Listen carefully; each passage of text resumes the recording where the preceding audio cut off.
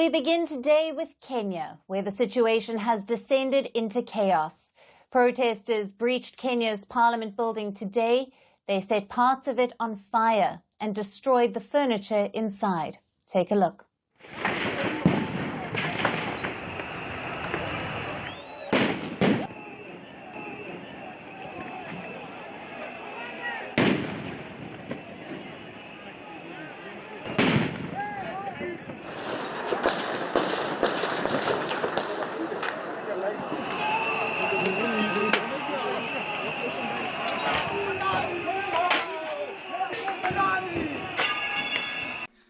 Mr. Speaker, sir, I'm here to address you. You must go. Ruto must go. We don't fear you guys. You hypocrites. We don't fear you.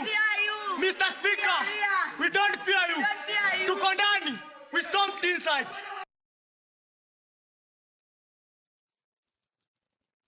But what prompted this? The protests had started peacefully today. Protesters were singing and dancing.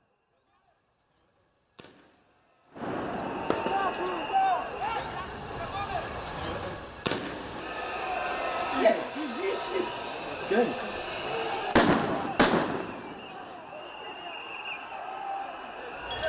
Huyo ni Bugei.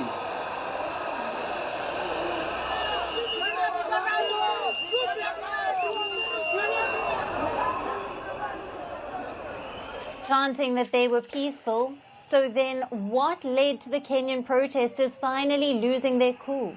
Now reports say it was police brutality, like this.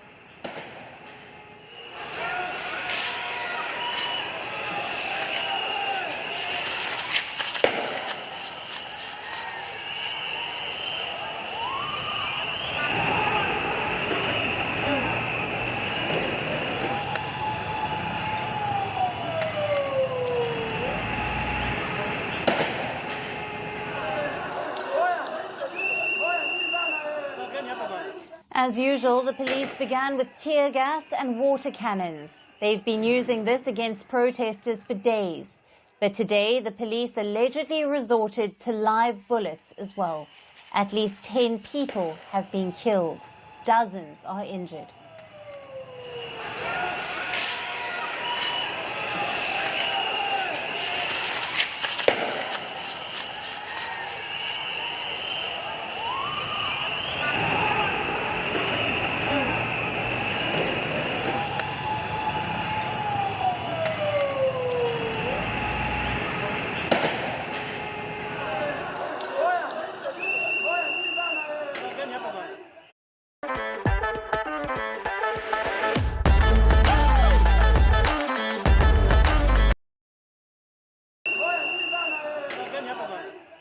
Live rounds were fired at the protesters who had gathered around Parliament to demonstrate.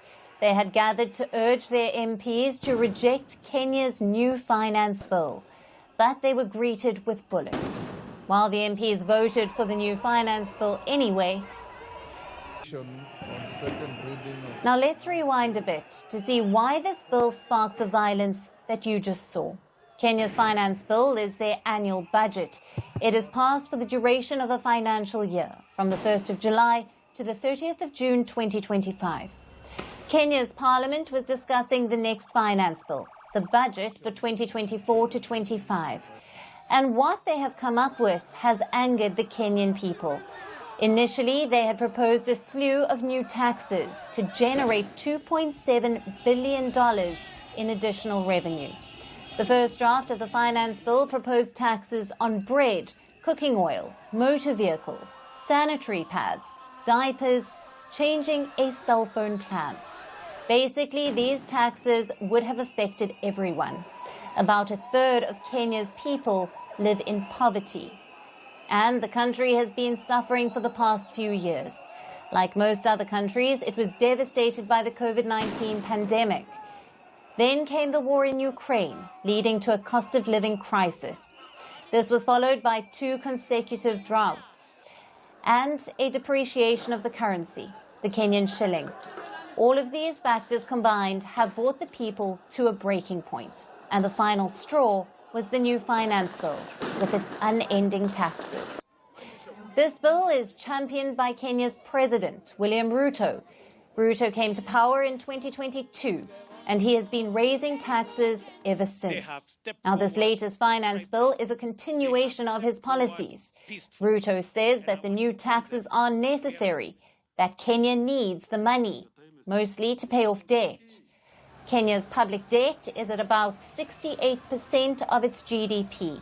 That is dangerously high. About 37% of Kenya's annual revenue goes into servicing these debts. And this problem has been made worse recently. Because of Kenya's depreciating currency, the debts are repaid in US dollars. So if the Kenyan shilling depreciates, the debt burden increases, which is exactly what has been happening. This is why Ruto wants to raise taxes, to reduce Kenya's debt burden. His plan has been endorsed by some of Kenya's creditors, most notably the International Monetary Fund. The IMF is a creditor. It wants to get its money back, so it has backed Kenya's new finance bill. And this has led to even more public anger. Some Kenyans felt that instead of working for them, Ruto was working for the IMF. All this anger culminated in the protests that you just saw today. Kenya's parliament met for the new finance bill's third reading. This had amended the original bill last Tuesday, removed some more of the contentious taxes.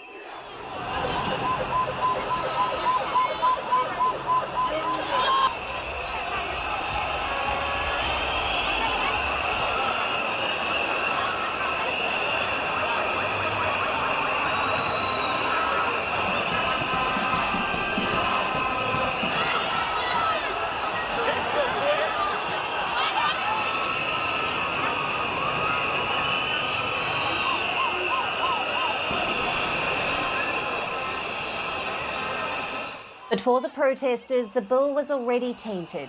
They wanted the bill rejected and a new one drawn up in its place.